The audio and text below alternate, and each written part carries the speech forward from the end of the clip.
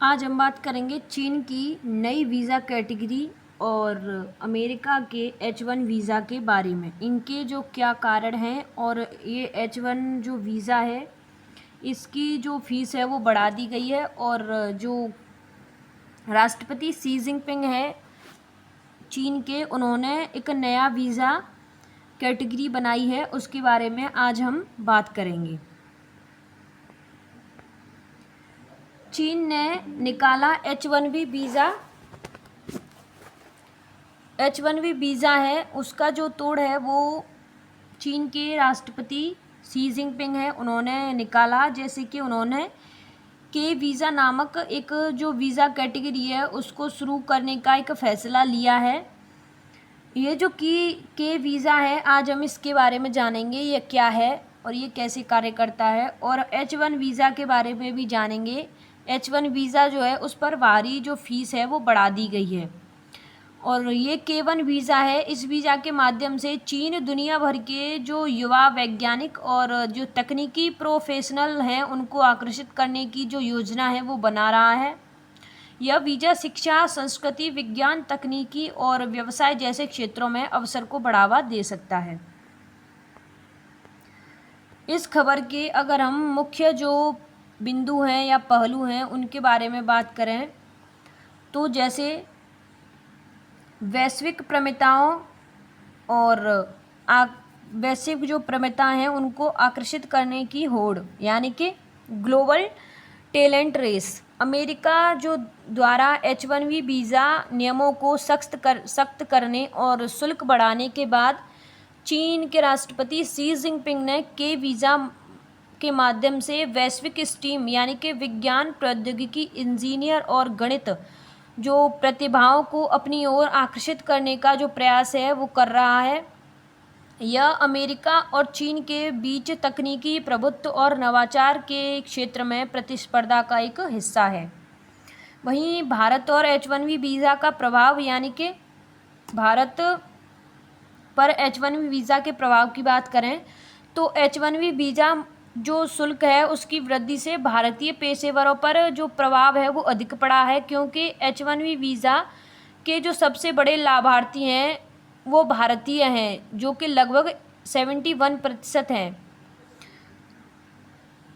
कुछ विशेषज्ञ जो हैं उनका मानना है कि H1B वीज़ा प्रतिबंधों से भारत को ऑफशोरिंग यानी कि ऑफशोरिंग के रूप में लाभ हो सकता है, हालांकि अल्पकालिक नकारात्मक प्रभाव भी हो सकते हैं। चीन के टैलेंट पावर स्ट्रेटजी की बात करें तो के वीज़ा चीन की व्यापक टैलेंट पावर स्ट्रेटजी का एक हिस्सा है, जिसका उद्देश्य विज्ञान और प्रौद्योगिकी में अपनी क्षमताओं को बढ़ाना है। यह वीज़ा मौजूदा चीनी वीज़ा श्रेणियों की तुलना में अधिक जो लचीली प्रदानता करता है, जैसे कि एकाधिक एंट्री, लंबी वैधता और निवास की विस्तारित अवधि, और इसमें अवसर नियुक्ता जो है वो प्रयोजन की आवश्यकता नहीं होती है। वीज़ा नीतियों की तुलना की बात करें, कंपैरिजन ऑफ वीज़ा पॉलिसीज़, तो H1B वीज़ा अमेरिका और K1B वीज़ा चीन के बीच तुलना अपरिहार्य है, जिसमें H1B वीज़ा की लॉटरी प्रणाली और बैकलॉग और नियुक्ता पर निर्भरता के विपरीत K1B वीज़ा में अधिक जो सुविधाएं हैं और लचीलेपन भी है। हालांकि चीन में भी संस्कृति एकीकरण और भाषा समर्थन और बौद्धिक संपदा जो अधिकारों की जो सुरक्षा है जैसे मुद्दे विदेशी पेशेवरों के लिए चुनौतियां जो हैं वो पेश कर सकते हैं। वहीं आर्थिक और भू राजनीतिक निहितार्थ की बात करें तो यह कदम केवल प्रतिभा अधिग्रहण तक सीमित नहीं है, बल्कि इसके व्यापक आर्थिक और भू राजनीतिक निहितार्थ भी हैं, जैसे कि चीन की अर्थव्यवस्था को बढ़ावा देना और वैश्विक स्तर पर अपनी जो सॉफ्ट पावर का विस्तार करना। यह अमेरिका और चीन के बीच व्यापार और जो अन्य कूटनीतिक वार्ताओं में भी एक मुद्दा बन सकता है। H1B वीज़ा के बारे में बात करें तो H1B वीज़ा अमेरिका का एक अप्रवासी नॉन इमिग्रेंट वर्क वीज़ा है, जो अमेरिकी कंपनियों को विदेशों के उन कुशल कारीगरों को नियुक्त करने की अनुमति देता है जो विशेषज्ञता वाले पेशों यानी कि स्पेशलिटी ऑक्यूपेशन में काम करते हैं। ये पेशे आमतौर पर विज्ञान, प्रौद्योगिकी, इंजीनियर और गणित, स्टीम जैसे क्षेत्रों से संबंधित होते हैं और इनके लिए कम से कम स्नातक की डिग्री या समकक्ष जो योग्यताएं हैं वो होना आवश्यक होती हैं। इस वीज़ा की मुख्य बातें तो जैसे कि नियोक्ता द्वारा प्रायोजित H-1B वीज़ा के लिए एक अमेरिकी नियोक्ता को विदेशी कर्मचारी को प्रायोजित करना होता है। वार्षिक सीमा की बात करें तो हर साल जारी किए जाने पर नए H-1B वीज़ा की एक तय सीमा वार्षिक कैप होती है। मांग ज़्यादा होने पर लॉटरी सिस्टम का उपयोग किया जाता है। अवधि की बात करें तो यह वीज़ा शुरू में 3 साल के लिए जारी होता है और इसे 6 साल तक बढ़ाया जा सकता है। कुछ विशेष परिस्थितियों में जैसे कि ग्रीन कार्ड आवेदन जो है वो लंबित होने पर इसे और भी बढ़ाया जा सकता है। हालिया बदलाव की बात करें तो हाल ही में अमेरिका के पूर्व राष्ट्रपति डोनाल्ड ट्रंप ने H-1B वीज़ा के नियमों में कुछ बदलाव किए हैं, जैसे कि 21 सितंबर 2025 के बाद दाखिल होने पर नए जो दावेदार हैं उनको 1 लाख जो डॉलर है उसकी फीस अनिवार्य कर दी गई है। हालांकि वर्तमान वीज़ा धारकों और नवीनीकरण पर यह नियम लागू नहीं है। भारतीय पर इसके प्रभाव की बात करें तो H-1B वीज़ा में बदलाव का भारतीय टेक कर्मचारियों पर गहरा जो असर है वो पड़ सकता है, क्योंकि भारतीय पेशेवर इस वीज़ा के सबसे बड़े लाभार्थियों में से एक हैं। इसकी पात्रता की बात करें तो H-1B वीज़ा के लिए पात्र होने के लिए उम्मीदवार को निम्न जो पॉइंट हैं, जैसे कि एक अमेरिकी नियोक्ता की ओर से नौकरी की पेशकश और पेशेवर स्थिति के लिए स्नातक की डिग्री या उच्च डिग्री या उसके बराबर एक का कार्य अनुभव होना चाहिए और नियोक्ता को यह साबित करना होता है कि पद के लिए विशेषज्ञों की आवश्यकता है। आवेदन प्रक्रिया की बात करें,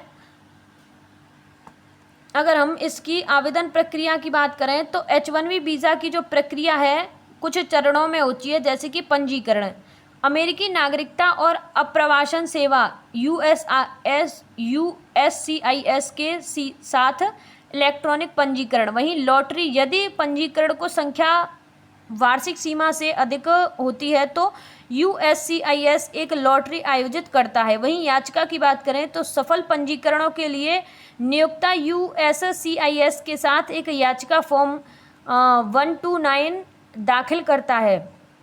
वहीं वीज़ा आवेदन की बात करें तो याचिका स्वीकृत होने के बाद कर्मचारी अपने देश में अमेरिकी दूतावास या वाणिज्य दूतावास में वीज़ा के लिए आवेदन कर सकता है।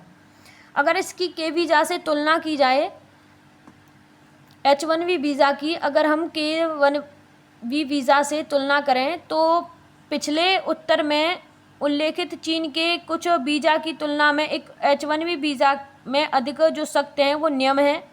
H-1B वीज़ा के लिए अमेरिकी नियोक्ता के प्रयोजन की आवश्यकता होती है, जबकि K-1B वीज़ा के लिए ऐसा कुछ नहीं होता।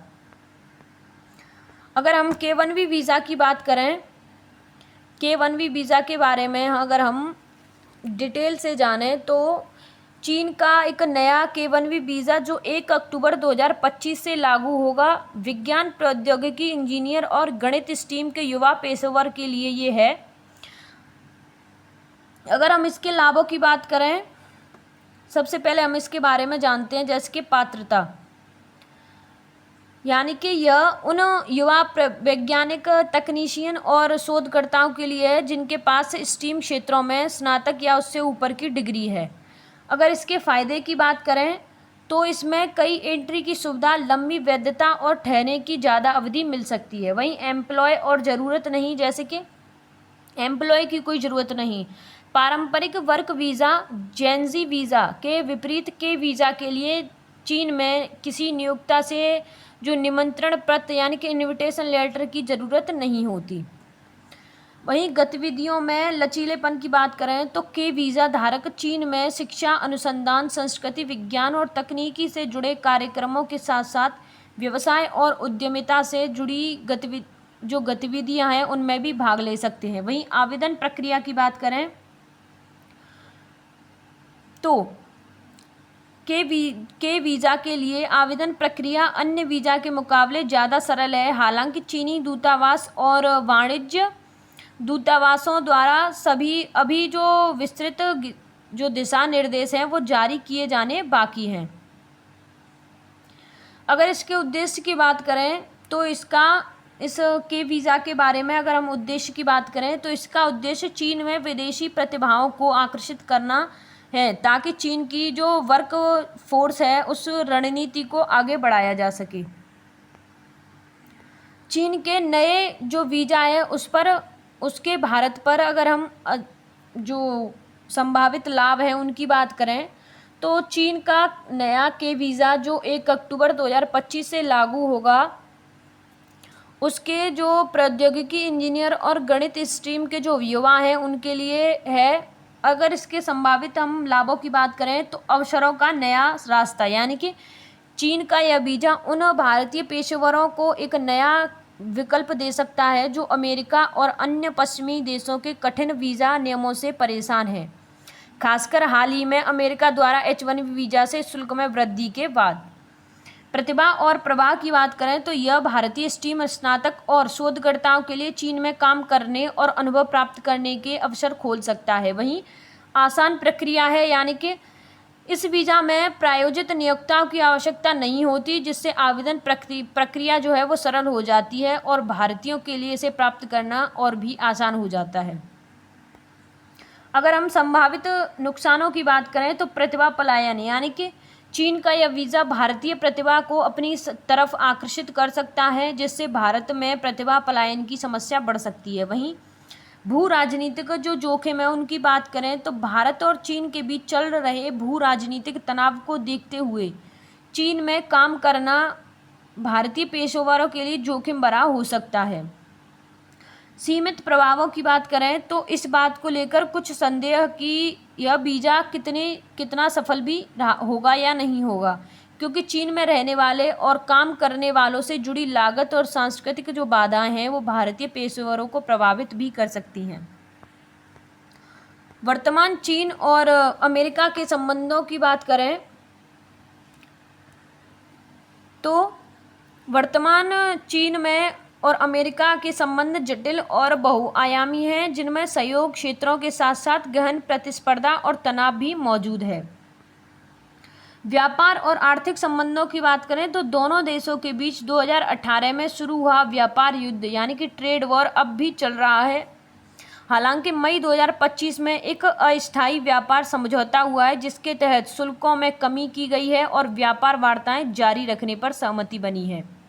वहीं अमेरिका चीन की व्यापारिक नीतियों, बौद्धिक संपदा अधिकारों की चोरी, जबरन श्रम और अनुचित सब्सिडी जैसे मुद्दों पर लगातार चिंता व्यक्त करता रहा है। टिकटॉक जैसे जो तकनीकी ऐप के भविष्य पर भी बातचीत चल रही है, जिसमें अमेरिका द्वारा बोर्ड और एल्गोरिथम पर नियंत्रण की बात शामिल है। वहीं भू राजनीतिक प्रतिस्पर्धा और रणनीतिक मुद्दे की बात करें तो अमेरिका चीन को एक रणनीतिक प्रतिद्वंदी के रूप में देखता है, खासकर प्रौद्योगिकी, सैन्य विकास और मानवाधिकारों के मुद्दों पर। जैसे कि ताइवान, यह अमेरिका चीन संबंधों में सबसे संवेदनशील और संभावित रूस से विस्फोटक मुद्दा बना हुआ है। अमेरिका ताइवान के साथ अनौपचारिक संबंध गहरा रहा है, जबकि चीन ताइवान के साथ पुनर्मिलन पर जोर देता है और बल प्रयोग से इनकार भी नहीं करता। दक्षिण चीन सागर, जैसे कि चीन के विस्तारवादी समुद्री दावे और अमेरिकी नौसेना द्वारा स्वतंत्रता ऑफ नेविगेशन संचालक से इस क्षेत्र में तनाव जो है वो बना हुआ है। फेनांटिल और ड्रग तस्करी, जैसे कि अमेरिका चीन से फेंटालिन के अग्रदूतों की तस्करी को रोकने के लिए दबाव डाल रहा है। मानवाधिकारों की बात करें तो अमेरिका शिनजियांग में